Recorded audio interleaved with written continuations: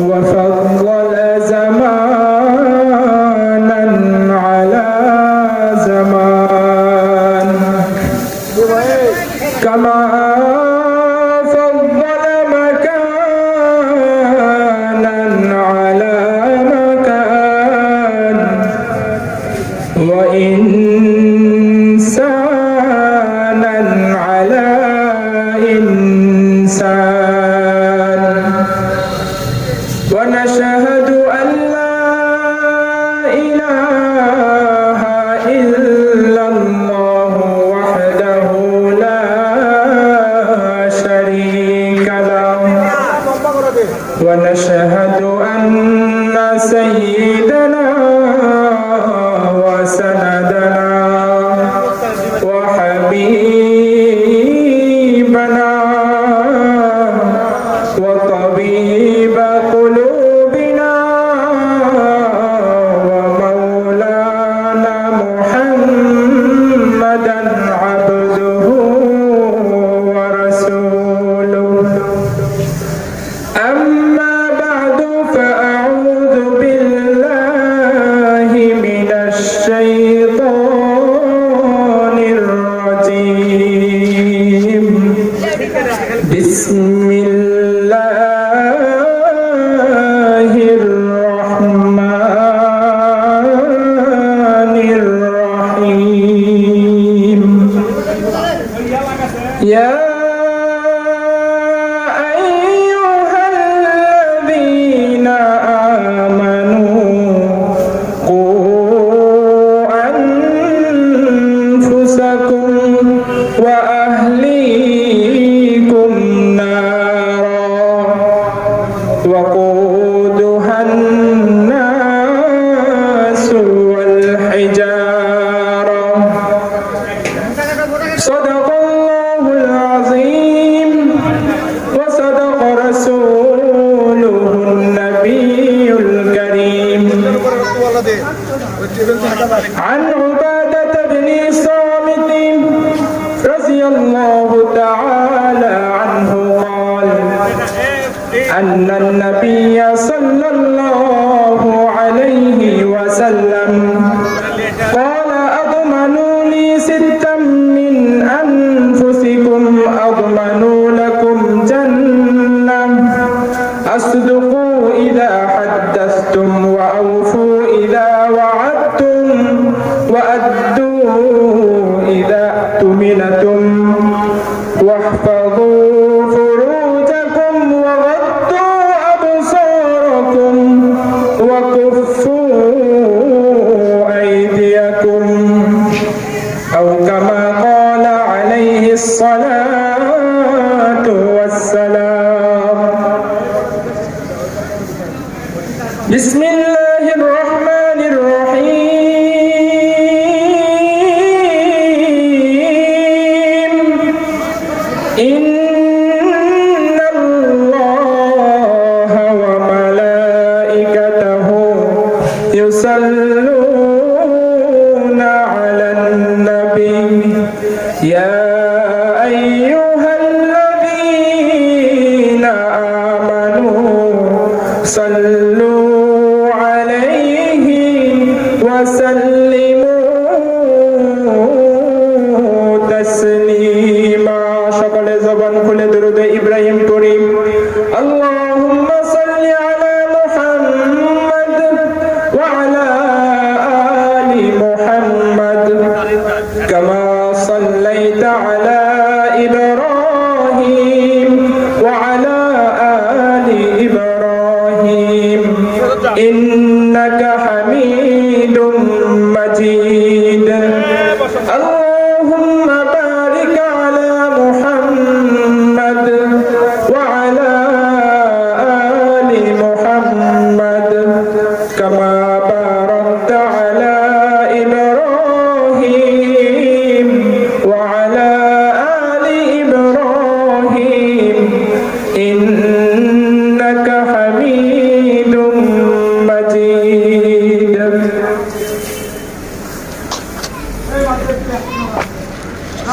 তুমি মিসওয়াক করা ফজিলত জানো মিষ্টি মুখের হাদিসটাও মানো।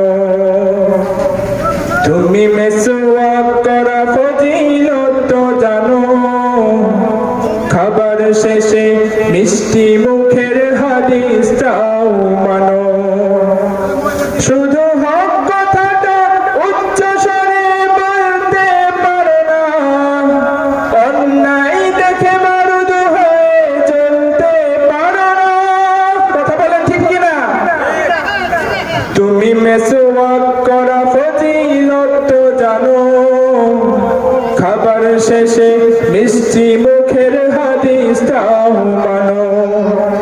শুধু হক কথাটা উচ্চ স্বরে বলতে পারো না, অন্যায় দেখে মারুদ হয়ে চলতে পারো না। কেমন মুসলমান তুমি একটু বলো না, কেমন তোমার ঈমান একটু ভাবো না। তুমি মেসওয়াক করা ফজিলত তো জানো, খাবার শেষে মিষ্টি মুখের হাদিসটাও মানো। আলহামদুলিল্লাহ, সকল তারিফ এবং প্রশংসা সেই মহান রব্বুল আলামিনের দরবারে, যিনি আজকে আমাদেরকে ধাপ সুখানগেরি জামে মসজিদের উদ্যোগে আয়োজিত এই তাফসীরুল কুরআন মাহফিলে আসবার এবং বসবার মতন তৌফিক দান করেছেন। যেই মাবুদ আজকে আমাদেরকে বাহিরে ঘোরাফেরা করছে অনেক ব্যক্তি, তাদের ভিতরে বাছাই করে ছাঁটাই করে খাস রহমতের দৃষ্টিতে তাকিয়ে আমাদেরকে এই জান্নাতের বাগানে আসবার এবং বসবার মতন তৌফিক দান করলেন। সেই মাহবুদের দরবারে সকলেই কালিমাতুশ শুকর আদায় করছি, সকলে পড়ি আলহামদুলিল্লাহ।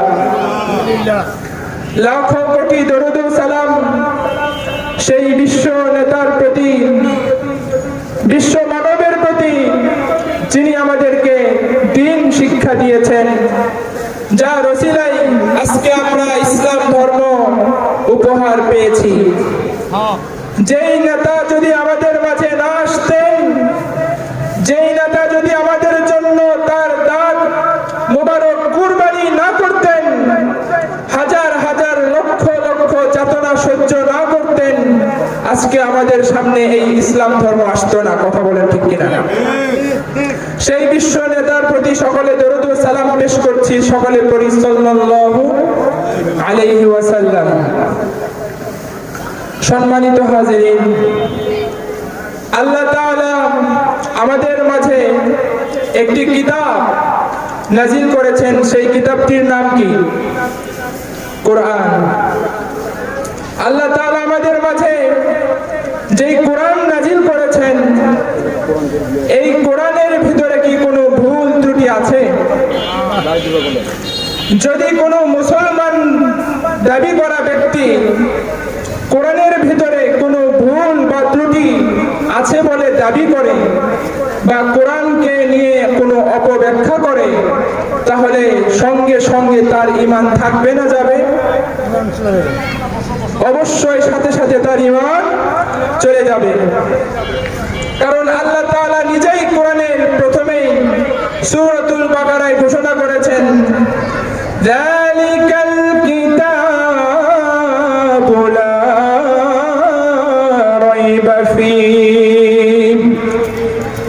ও আমার বান্দা, তোমাদের সামনে আমি যেই কোরআন নাজিল করেছি, এই কোরআনের ভিতরে কোনো ভুল ত্রুটির কোনো সংশয় তোমরা খুঁজে বের করতে পারবা না। দুঃখের বিষয়, কিছুদিন পূর্বে আমাদের বাংলার জমিনে আবুল সরকার নামে একজন কুলাঙ্গার, সে এই কোরআনকে নিয়ে কটাক্ষ করেছে, আমাদের এই কোরআনের অপব্যাখ্যা করেছে। শুধু তাই নয়, সরাসরি মহান রব্বুল আলামিনের কথা নিয়ে সে কটাক্ষ করেছে, বলেছে কোরআন কি বলেছে আমি এই কথার ভিতরে কিছু খুঁজে পাই না, কথার ভিতরে সঠিক কিছু পাই না। সে যে শব্দটা উচ্চারণ করেছে ওই শব্দটা উচ্চারণ করতে আমাদের লজ্জা হয়।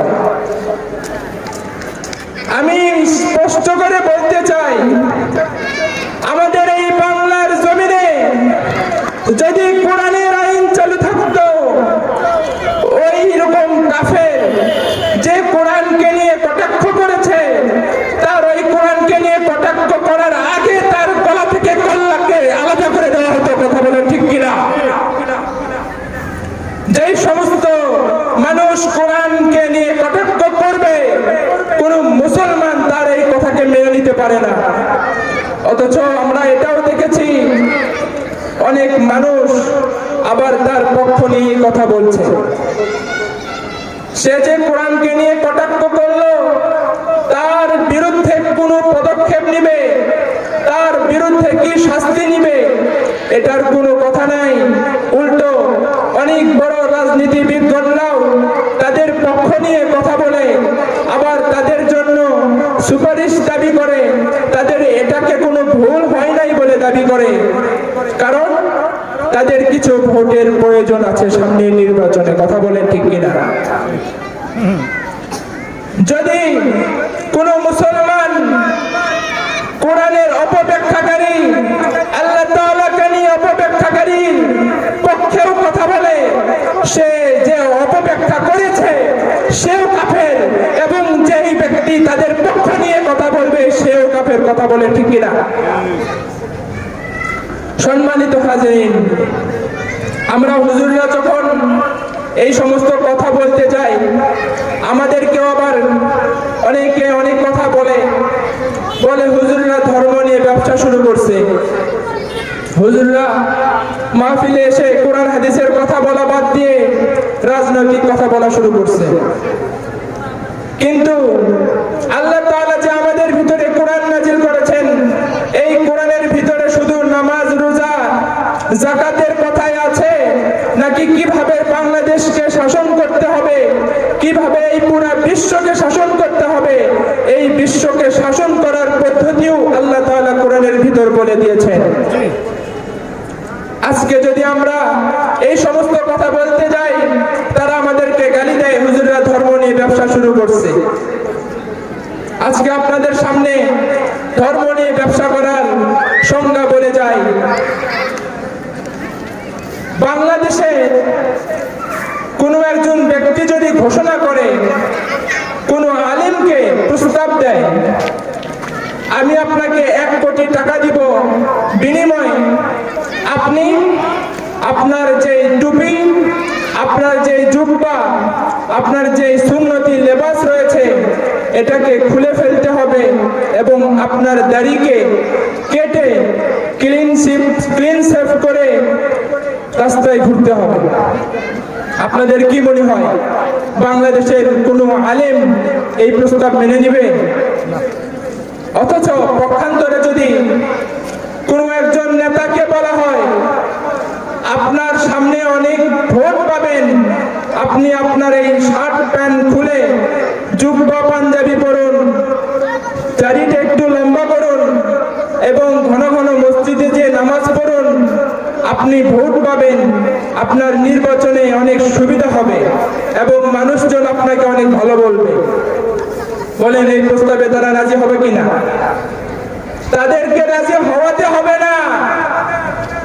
যখন ভোটের সময় আসে, কোন ব্যক্তি রয়েছে, আমরা তো দিনে 5 ওয়াক্ত নামাজ পড়ি, তারা দিনে 8 ওয়াক্ত 6 ওয়াক্ত নামাজ পর্যন্ত হয়ে যায়। বলবেন কিভাবে? গ্রামগঞ্জে সাধারণত দেখবেন এশারের নামাজ হয় 7টার দিকে, কিন্তু শহরে যান সেখানে দেখবেন 8:30টায় এশারের নামাজ হয়। যারা ভোটে দাঁড়িয়েছে দেখবেন গ্রামে নামাজ পড়েছে 7:30টায়, নামাজ পড়ার পরে আবার আরেক জায়গায় গিয়েছে, আরেক শহরে গিয়েছে, সেখানে গিয়ে দেখে নামাজ আবার আজান দিয়েছে, সাথে সাথে আবার মসজিদে দৌড়। সাথে থাকা জেলাপান্ডা বলেন, নেতা আপনি তো কিছুক্ষণ পূর্বেই নামাজ পড়লেন, আবার কেন মসজিদে ঢুকতেছেন? নামাজ তো আমরা পড়েছি। নেতা বলে চুপ করবে না, কিছুক্ষণ আগে নামাজ পড়েছি তো কি হয়েছে, সামনে নির্বাচন, যত জায়গায় সুযোগ পারবি নামাজ পড়, নামাজ যত পড়বি তত ভোট বেশি পাবো। পরিষ্কার কথা। কোন আলেমকে টাকার অফার দিলে যেমন সে তার লেবাসকে বদলাবে না, সে তার দাড়িকে ক্লিনশিপ করবে না, এবং পক্ষান্তরে শুধু রাজনীতিবিদগণদেরকে যদি টাকার অফার দিতে না হয়, টাকার অফার দেওয়া লাগবে না, শুধুমাত্র ভোটের অফার দিলেই তারা পাঞ্জাবি টুপি পরতে রাজি। অর্থাৎ ধর্ম নিয়ে কখনো হুজুররা ব্যবসা করে না, ধর্ম নিয়ে ব্যবসা করে রাজনীতিবিদগণরা। কথা বলেন ঠিক কিনা? হুজুরদেরকে ধর্ম ব্যবসায়ী বলবেন না। আমি আপনাদের সামনে বিশ্বনবী মুহাম্মদুর রাসূলুল্লাহ সাল্লাল্লাহু আলাইহি ওয়াসাল্লামের অসংখ্য অগণিত হাদিসের ভিতর থেকে একটি মাত্র হাদিস পাঠ করেছি। আল্লাহ যদি তৌফিক দান করে সংক্ষিপ্ত আকারে এই হাদিসের উপরে কিছু কথা বলবো। মিশকাত শরীফের 4870 নম্বর হাদিস। নবী করিম সাল্লাল্লাহু আলাইহি ওয়াসাল্লাম ইরশাদ করেছেন তার উম্মতদেরকে, তোমাদের ভিতরে যদি তোমরা কেউ আমাকে এই জিম্মাদারি দিতে পারো, আমি তাহলে তোমাদের জন্য জান্নাতের জিম্মাদার হয়ে যাব। বলুন সুবহানাল্লাহ। বিশ্ব নবীজি বলেন, তোমাদের ভিতরে আমি 6টি ওয়াদা করে দিতে চাই, তোমরা যদি আমার কাছে 6টি ওয়াদা করতে পারো, আমি বিশ্ব নবী তোমাদের জন্য জান্নাতের ওয়াদা করে যাচ্ছি। সেই 6টি ওয়াদার ভিতরে একটি হলো, তোমরা যখন কথা বলবে, মানুষের সঙ্গে কথা বলবে, সদা সর্বদাই সত্য কথা বলবে। আমরা মিথ্যা কথা বলি কিনা? আমরা হুজুররাও দেখবেন সব সময় যে সত্যি কথাই বলে এমনটা নয়। সাধারণ মানুষের ভিতরেও মানুষ মিথ্যা কথা বলে, হুজুররাও মিথ্যা কথা বলে। অথচ আজকে থেকে 1400 বছর পূর্বে চলে যান, সেই বিশ্ব নবীজির জামানার দিকে তাকান, দেখেন তার সাহাবায়ে কেরামগণ কেমন সত্যবাদী ছিলেন। বিশ্ব নবীজির দরবারে একজন ব্যক্তি এসে নবীর কাছে বলল, ইয়া রাসূলুল্লাহ, ইয়া হাবিবাল্লাহ, আমি আপনার কাছে এসেছি ইসলাম ধর্ম গ্রহণ করার জন্য, আমি আপনার কাছে এসেছি মুসলমান হওয়ার জন্য, কিন্তু আমার 4টা বদ অভ্যাস রয়েছে। আমাকে যদি আপনি মুসলমান বানান, এই 4টি অভ্যাসের ভিতরে যে কোনো একটি অভ্যাস আমি বাদ দিব, বাকি 3টে অভ্যাস আমি বাদ দিতে পারবো না। নবীজি বললেন, বলো তোমার কি 4টি অভ্যাস যেগুলো তুমি বাদ দিতে চাও না?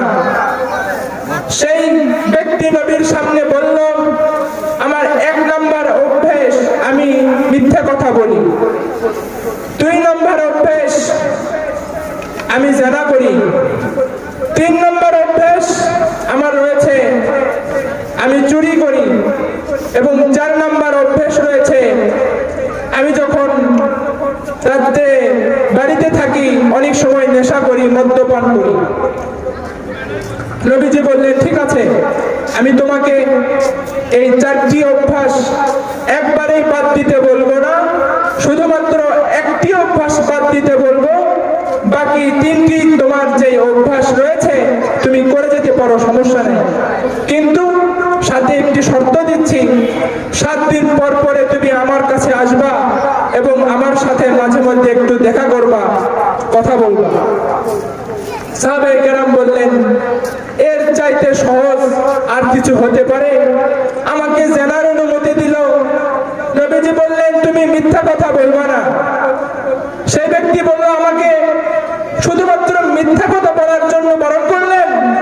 নবীজি বললেন, হ্যাঁ, তুমি শুধু মিথ্যা কথা বলা বাদ দাও, বাকি যে 3টি অভ্যাস তোমার ভিতরে রয়েছে তুমি করে যাও, সমস্যা নেই। সাহাবী অত্যন্ত খুশি হলেন, আমি জিনা করতে পারবো, চুরি করতে পারবো, মদ্যপান করতে পারবো,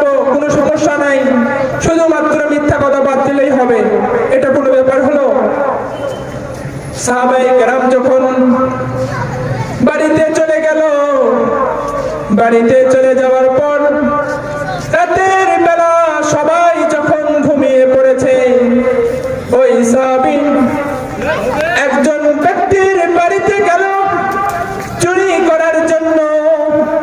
চুরি করতে যেয়ে যখন সেই মানুষের সম্পদ লুট করতে লাগে, এমন সময় ওই সাহাবীর জেহেনে আসে, তার স্মরণে হয়, আমি যদি এখন এই ব্যক্তির সম্পদকে চুরি করি, এখন যদি আমি চুরি করি, আমাকে তো রাসূল কিছু বলবে না, কিন্তু রাসূল আমাকে আদেশ করেছেন 7 দিন পর পর তুমি আমার সঙ্গে মাঝে মাঝে দেখা করবা। 7 দিন পর যখন আমি নবীর কাছে যাব, নবী আমাকে জিজ্ঞাসা করবে তুমি কি এর ভিতরে চুরি করেছিলে? আমি কিভাবে নবীজির সামনে বলবো ইয়া রাসূলুল্লাহ, আমি আপনার কথা মিথ্যা কথা বলবো না, এই কথা রাখছি, আমি তো সত্য কথাই বলছি, আমি চুরি করেছি। ওই সাহাবী মনে মনে ভাবে, আমি তো মিথ্যা কথা না বলার ওয়াদা করেছি, এখন যদি আমি নবীজির কাছে মিথ্যা কথা বলি তাহলে তো আমার ঈমান থাকবে না, অর্থাৎ আমি যদি নবীর সামনে বলি আমি চুরি করেছি তাহলে তো আমার ঈমান থাকে না, আমি নবীর সামনে চুরি করেছি এই কথা বলতে পারবো না। নবীজি যখন ওই সাহাবায়ে কেরামকে পরের সপ্তাহে ডাক দিল, ওই সাহাবায়ে কেরাম ওই সাহাবী নবীজির সামনে এসে বলল, ইয়া রাসূলুল্লাহ, আমি আপনার কথা রেখেছি, মিথ্যা কথা বলবো না, আমি চুরি করতে গিয়েছিলাম, কিন্তু চুরি করার সময় আমার স্মরণ হয়েছিল, আমি আপনাকে কথা দিয়েছি আমি কখনো আর মিথ্যা কথা বলবো না, তাই চুরি করেছি, এই কথা যদি আপনার সামনে বলি আমার বড় লজ্জা লাগে, তাই আমি সেই চুরি করা থেকে বিরত থেকেছি। পরের দিন ওই সাহাবী যখন আরেক জায়গায় গেল, তার আরেকটি বদ অভ্যাস জিনা করা। সাহাবী আরেক বাড়িতে একজন নারীর কাছে নির্জন রাতে যখন উপস্থিত হলো, জিনা করার জন্য যখন আগ্রহী হলো, এমন সময় তার স্মরণ হলো, এখন যদি আমি এখানে জিনা করি, 7 দিন পর যখন আবার নবীর সঙ্গে দেখা করব, নবীকে আমি কিভাবে বলবো আমি জিনা করেছি, নবীর সামনে জিনা করেছি, এই কথা বলার আগে আমার মৃত্যু হওয়া উচিত। সেই সাহাবী যখন নবীজির সামনে এই কথা বলার জন্য লজ্জা পেল, শরম পেল, তখন সেই সাহাবী সেই জিনা করা থেকেও বিরত থাকলো। বলুন আল্লাহু আকবার। শুধুমাত্র নবীজির সামনে মিথ্যা কথা বলা যাবে না, এই মিথ্যা কথা থেকে বিরত থাকার জন্য সে চুরি করা থেকেও বিরত থাকলো, আবার জিনা করা থেকেও বিরত থাকলো। এমন ভাবে যখন সে পরের দিন মদ্যপান করতে যায়, মদ যখন মুখের সামনে নেয়, মুখে দেওয়ার আগে আবার মনে হলো, হায়রে এখন যদি আমি মদ পান করি, আমার তো আমার নবীর কাছে যেতে হবে, নবীর কাছে গিয়ে যখন নবী আমাকে জিজ্ঞাসা করবে তুমি কি মদ পান করেছিলে, আমি তখন নবীর সামনে কিভাবে উচ্চারণ করব, ইয়া রাসূলুল্লাহ, আমি মদ পান করেছি, আমি জিনা করেছি, আমি চুরি করেছি, আমি তো নবীকে কথা দিয়েছি আমি সব গুনাহ করব, কিন্তু কখনো মিথ্যা কথা আর বলবো না। মিথ্যা কথা যেহেতু বলতে পারবো না, তাই আমি নবীর সামনে তো সত্যি বলতে হবে, আর নবীর সামনে জিনা করেছি, মদ পান করেছি, চুরি করেছি, এই সমস্ত কথা বলা আমার পক্ষে সম্ভব নয়, তাই আমি এই কাজগুলো আজ থেকে ছেড়ে দিলাম। বলুন সুবহানাল্লাহ। শুধুমাত্র মিথ্যা কথা বলবে না এই ওয়াদা করেছিল নবীর কাছে। আজকে সেই সাহাবায়ে কেরাম তার বাকি যে আরো জঘন্য তিনটি বদ অভ্যাস ছিল, সমস্ত বদ অভ্যাস তার চলে গেল শুধুমাত্র কি কারণে? মিথ্যা কথা বাদ দেওয়ার কারণে। তাই আমরা যদি কখনো মিথ্যা কথা বলি, সাথে সাথে তওবা করে নিব আর ভবিষ্যতে কখনো মিথ্যা বলবো না, এটাও আমাদের নিয়ত করা উচিত। আল্লাহ তাআলা আমাদের সবাইকে তৌফিক দান করুন, বলুন আমিন। এরপরে নবীজি দ্বিতীয় নাম্বার আদেশ করেছেন তার উম্মতদেরকে। নবীজি বলেন, তোমার কাছে কেউ যদি কিছু গুরুত্বপূর্ণ কোনো জিনিস গচ্ছিত রাখে, আমানত রাখে, তুমি অবশ্যই সেই আমানতকে রক্ষা করবা। অবশ্যই তোমার কাছে কোনো কিছু আমানত রাখলে সেই আমানতের খেয়ানত কখনো করবে না, কারণ আমানতের খেয়ানত করা অনেক বড় কবিরা গুনাহ। বর্তমানে আমাদের সমাজের দিকে তাকালে আমরা দেখতে পারবো, কেউ যদি কারো কাছে কোনো কিছু গচ্ছিত রাখে, সেটা তো ঠিক রাখেই না, উল্টো আরো মানুষের, আরো জনগণের সম্পদ, সরকারি সম্পদ, মাদ্রাসার সম্পদ, আরো কত জায়গার কত আমানত আমাদের কাছে রয়েছে, এই সমস্ত আমানত আমরা সব সময় খেয়ানত করে থাকি। তাই আমাদের উচিত আমানতের খেয়ানত করা যাবে না। আমাদের জন্য নবীজি দ্বিতীয় নম্বরে আদেশ করেছেন, তোমরা যখন রাস্তায় চলবে তোমাদের দৃষ্টিকে অবনত রাখবে। অর্থাৎ কোনো মানুষ যদি রাস্তায় চলার সময় তার দৃষ্টিকে অবনত রাখে, সেই মানুষকে আল্লাহ তাআলা শয়তানের চক্রান্ত থেকে বেঁচে রাখে। বলুন সুবহানাল্লাহ। বলবেন কিভাবে? যখন আল্লাহ তাআলা হযরতে আদম আলাইহিস সালামকে সৃষ্টি করলেন, আদম আলাইহিস সালামকে সৃষ্টি করার পরে তার সমস্ত ফেরেশতাদেরকে একত্রিত করে সমস্ত ফেরেশতাদেরকে আদেশ করলো, তোমরা সকলেই আমার বান্দা আদমকে সিজদা করো। সমস্ত ফেরেশতারা যখন সিজদা করলো, একজন মাত্র ব্যক্তি সে আদমকে সিজদা করল না। সে কে ছিল? ইবলিস। তার নাম ছিল আযাজিল। সে ওই সময় ফেরেশতাদের সর্দার ছিল।